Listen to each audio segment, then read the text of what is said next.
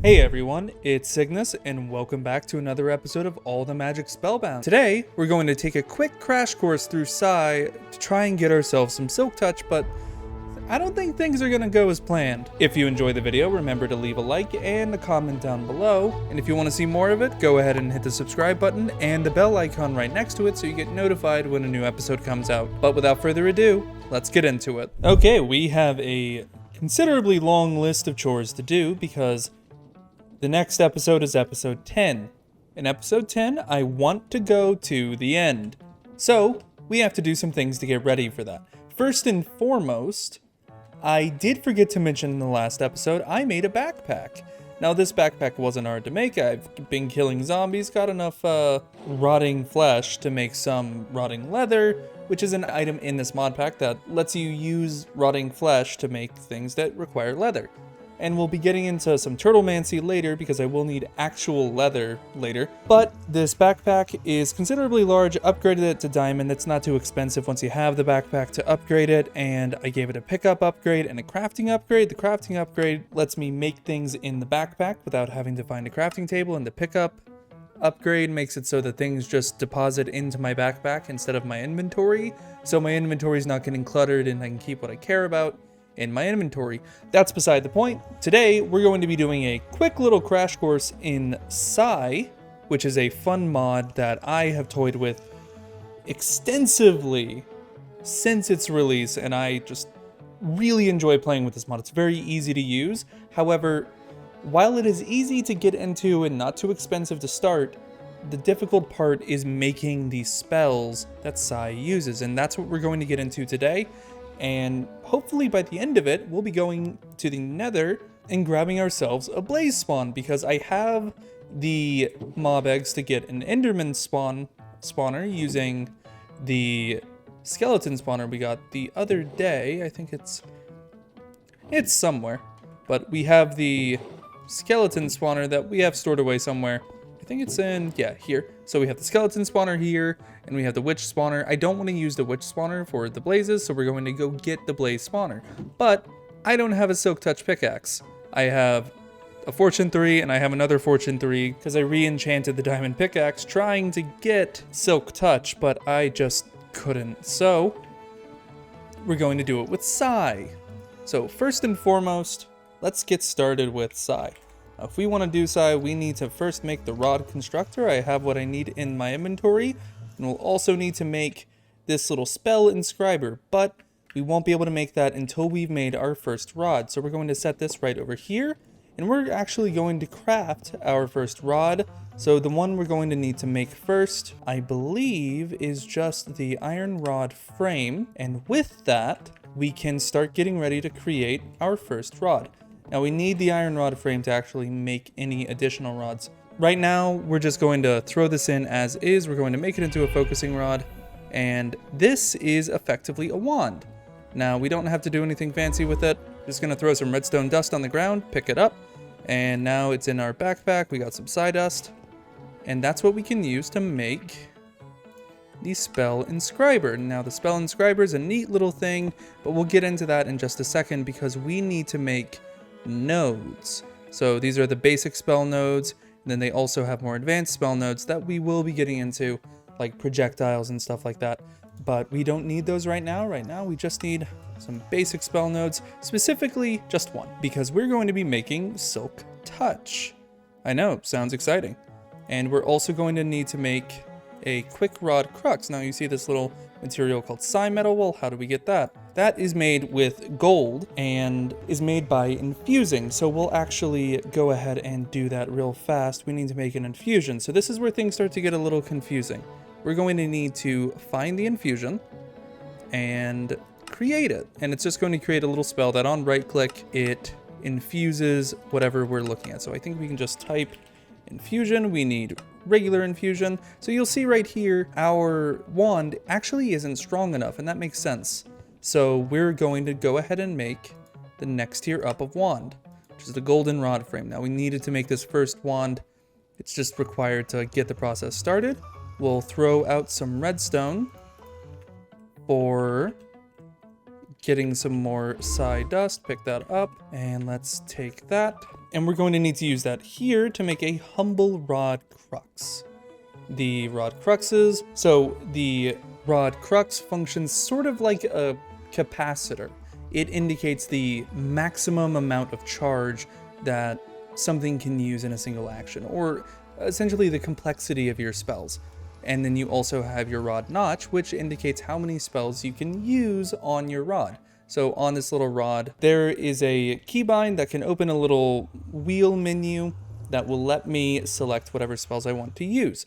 We won't be getting into that just yet, but we will soon. So now that we have this gold rod frame, we have the minor rod notch, we have the humble rod crux. Now we just need the source right there, so we can go ahead and craft that in our crafting table here, just like that. Now this is the battery. Without this, the rod will not function. So one small detail though, we can only hold one rod at a time. So we need to put our old rod away because we can't use that just yet. Now we can go over here and we just slapped infusion onto this. We're going to open this up. We're going to put the rod in here. You'll see 4 slots opened up and we can grab it, put that in there, and now we have a rod with infusion, which with infusion, we can make psi metal. And with psi metal, we can actually upgrade our spells to make them better. I know this is going very quickly, but this stuff is actually very simple. And the reason I'm doing that is because we need to get to the bright rod that's here, as well as one of the stronger sparkling sources, or the sparkling sources. Because the spell we're about to make is a little bit more complex than your run-of-the-mill spell. It's not something you can just... Hold on. It's not something you can make with one of your smaller spells, so we're going to go ahead and we got our Bright Rod Crux. We don't need any more of that. We can make a Psi Metal Rod as well. We can go ahead and make the bigger rod notches and the sparkling rod source. This is everything we need to make our substantially better rod, and we'll go ahead and take the focus out of this one. That's the infusion. We don't need that in there. We'll throw the old one in there. Now we have our new one. Don't need that psi metal anymore. Don't need the Akashic Tome. And now we can slap infusion on this real quick. And I think we do need a bit more psi dust. Okay. So we'll throw that out, turn it into psi dust. And now we can get ourselves a spell node if it wasn't in the wrong inventory. There we go. Let's get a couple.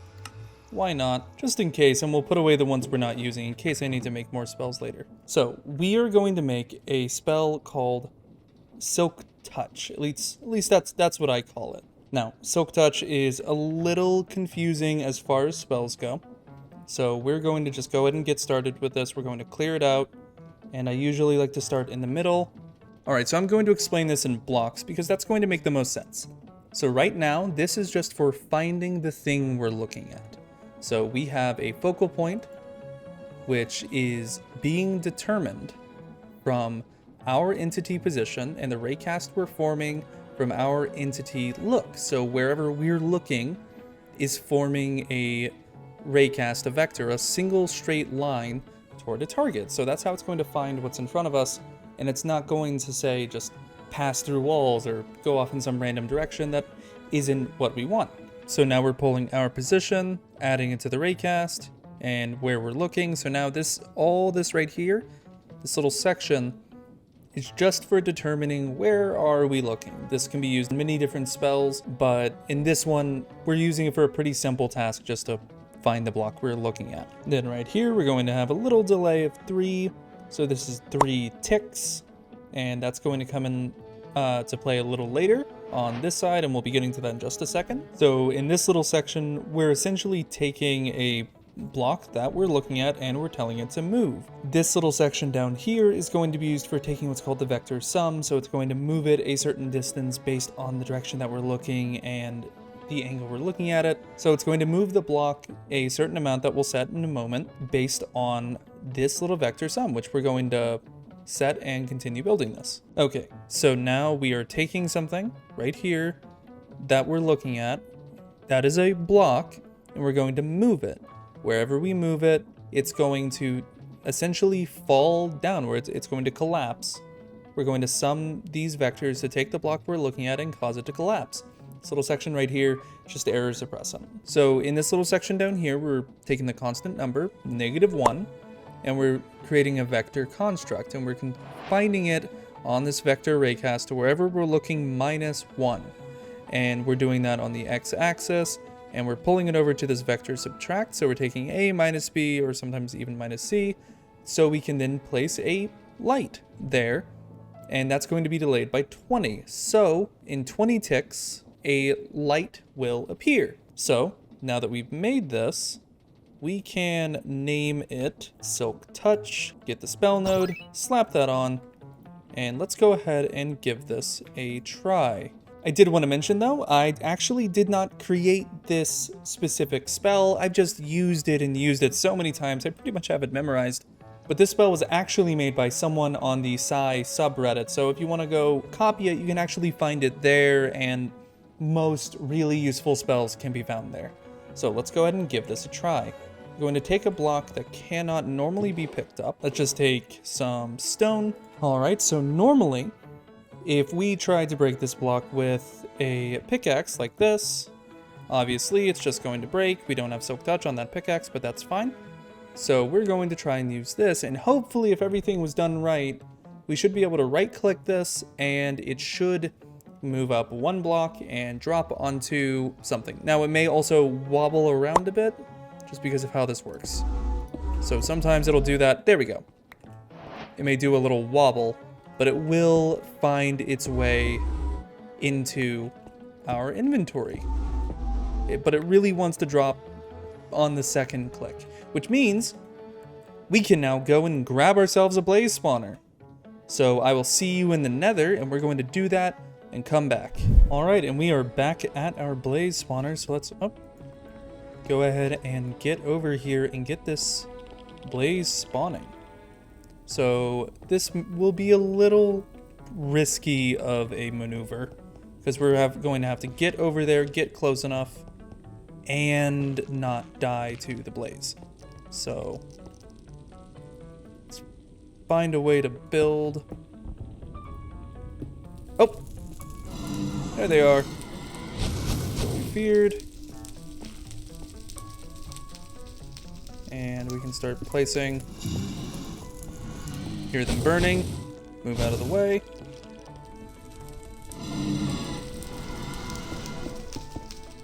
He's going to start burning again. We're just going to be prepared. There we go.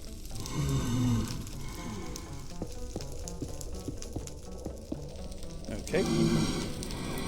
Get out of his way. Oh, I was holding a block so I couldn't put up my shield. Okay. This is pretty much just what we need to do. And then we're going to break this. And we are going to Silk Touch this. It should work. If it doesn't... So it seems that this is not going according to plan. This may have actually changed. I didn't take the effort to check before coming out and trying this, but it seems very likely that we can no longer obtain spawners through this method. So it sounds like between now and the next episode, I'm just going to have to farm for experience and hope I get another Silk Touch enchant on a pickaxe. But I think that's going to be it for this video. We've actually gotten a good amount done, at least with Psy, and it's nice that we have this option available, but I'm actually very disappointed that that didn't work the way that I thought it was going to. And I know I've used it in previous versions, I guess just in this version for this specific mod pack. That trick doesn't work anymore. It's not the worst thing, it's not the end of the world. We'll just enchant and get ourselves a Silk Touch pickaxe. If you enjoyed the video, remember to like and subscribe and hit that bell so that you get notified when the next episode comes out. Because in the next episode, we're going to be getting ready to go to the end. I already have the Enderman egg and I already have the spawner. and I can go ahead and start setting up the Enderman farm, so we're not going to be starved for Ender Pearls at all. I've already cleared out the whole inside of the airship just for this purpose, but by the start of the next episode, we should be able to start getting ready to go to the end. But all that will be coming in the next episode, and until then, bye-bye.